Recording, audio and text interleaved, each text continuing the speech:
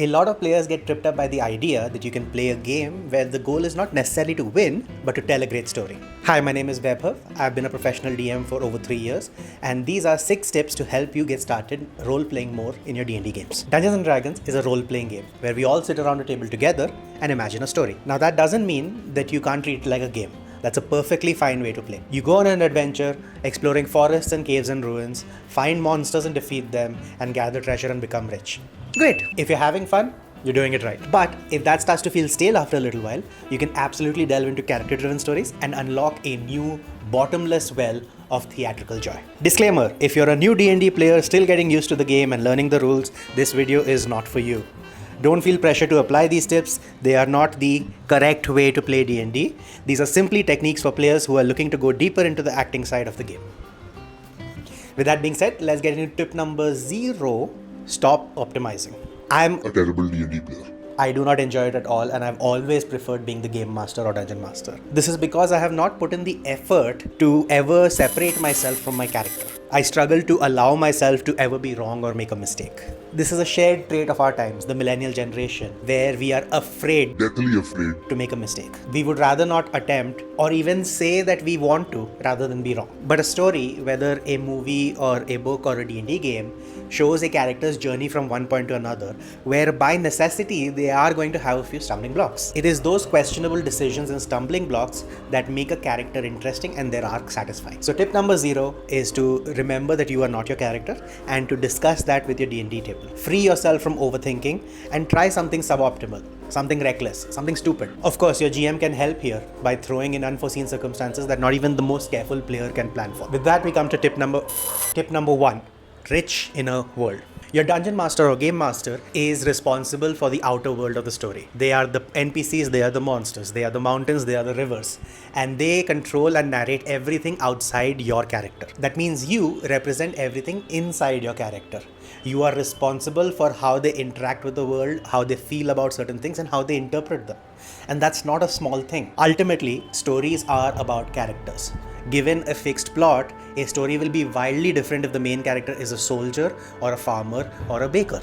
As you play in the world, let the events you witness affect your character and then note down these effects. That gives you material to discuss with the other players in scenes and therefore change the story at a fundamental level. For example, a priest named Roderick fights off a bunch of bandits and it's the first time he spilled blood. His faith in his God is still secure, but as he washes himself down in safety later, he reflects on what it means to be a man of the cloth. Can he choose to inflict no harm and yet continue on as an adventurer? What is the mission that is bigger than his own feelings and is forcing him down this path? Tip number 2. Record your opinions. So, as a character, it can be difficult to improvise all the things that you want to convey during the scene in the heat of a game. If you keep a character diary with simple notes, you can create role-playing scenes later. Taking Roderick the Cleric's example again, he may make these sample notes. Alex the fighter went down twice in the last fight. I'm worried about his confidence. When Lyra the wizard needed help, I was out of healing spells. I should apologize about my lack of planning. Boris the rogue kept the diamond we looted. Maybe I can ask him for it in private so I can study it. I don't trust Isaac the NPC. I should discuss this with the party.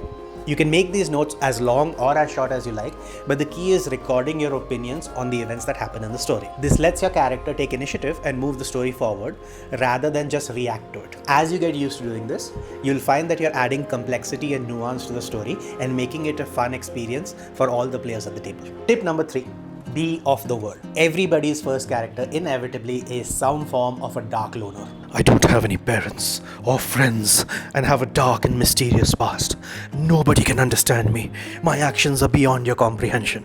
This archetype is extremely boring, but it is also convenient. This type of character doesn't have names of places and people that he knows, and therefore you can very quickly jump into the game. But unfortunately, that also means that your character has no reason to take part in the story that they're a part of. When you're ready to tell a longer story, it helps to be part of the world that you're playing in. This is something you'll do outside the game with the GM and the other players. Together, you all should decide how your characters know each other and who are some NPCs that you know. When multiple players know the same NPC in different contexts, it naturally creates a hook for those two players to collaborate on a story together. It also gives your characters a reason to care about the story that they're playing in. You'll notice that this tip is built on tip number 1, rich in a world, and tip number 2, record your opinions. Apply those tips outside of the game rather than just at the table. You'll add to the depth of history of your story, and everybody will be more comfortable at the table. Tip number 4, take a bird's eye view. After you've placed yourself in the world, it helps to outright discuss your character's arc with your GM. Don't worry, you're not going to ruin the surprise and charm of the game for yourself, and you're not locking yourself into a fixed path. You can always change your story later.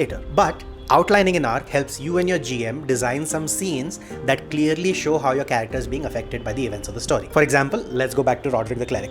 With the GM, I may discuss that Roderick is going through an arc of understanding that the edicts of his church are too sanitized for the real world, and is struggling to reconcile his naive idealism with the necessary guts to do what needs to be done. So a sample arc for him is, number 1, realize the mismatch after he spills blood the first time. Number 2, reflect on it later in safety.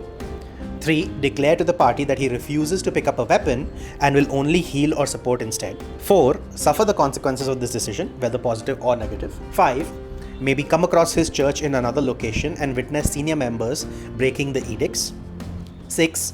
Question his church and via that his faith. 7. Resolve that one way or another. This is one example of an arc that Roderick can go through. You can work with the GM to place these events in specific places with specific NPCs. Then, trust your GM to surprise you and flow with the events that happen and other things that happen in the story and react accordingly. Tip number 5, object work. In improv comedy, object work is when an actor starts miming the use of certain objects to indicate to their scene partner where the scene is taking place. For example, if the actor bends their knees a little bit, holds their arms out in front of them and wiggles them about, then they're signaling to their scene players that the scene is happening in a car. With TTRPGs, we have the benefit that our objects have mechanics related to the game. Items are a key element of genre, space, and time. They ground the story and make it more immersive for everyone. For example, if you have guns and lightsabers, you're safely in a space saga. If you have swords and wands, then you're in the medieval era. If you have computers but you don't have smartphones, then you're likely in the 1980s, 1990s. Use items as props to apply the first 4 tips. Using our example of Roderick the Cleric, let's say he has an amulet that reflects his faith in his god. It is something that he fidgets with whenever he questions his faith. Perhaps in that first fight he spills blood on it, and therefore later when he's cleaning it, he feels guilty for desecrating his holy symbol. Maybe the symbol was given to him by his teacher in the church. And later when he witnesses senior members of the church breaking the edicts, he gets angry specifically because they are carrying the same symbol either as amulets or as scepters or maybe on their clerical robes. And it is the symbol that drives him to anger and makes him question the church. Here, this object helps us tell the story and demonstrate the story that Roderick is going through. Tip number 6, call for scenes. This tip has come right at the end because I want you and your table to get comfortable with each other first, but it is the key tip. You can call for your own scenes. You can request to run a scene by yourself, whether with yourself only or with your other players. And this knowledge should free you and should make you feel excited, because this means that you have some amount of direct control over how the story progresses. Using our example of Roderick, maybe the scene where he's cleaning that amulet is something that he does on his own, and you describe that scene to the other players so that they can see the turmoil that he's going through.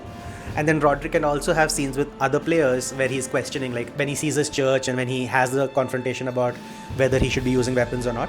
That is a scene that you can have with other players.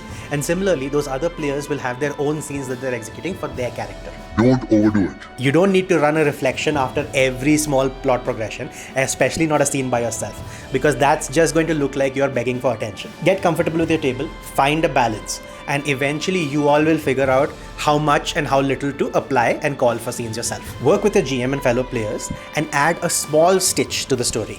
Over time, as you accumulate these stitches and the other players accumulate their stitches, you'll find that you've together woven a deep tapestry of the story. If you found this useful and enjoyed it, share this with your D&D group or come join ours. Link is in the description. Share your own tips and thoughts in the comments and subscribe for future videos on TTRPGs. Thank you very much.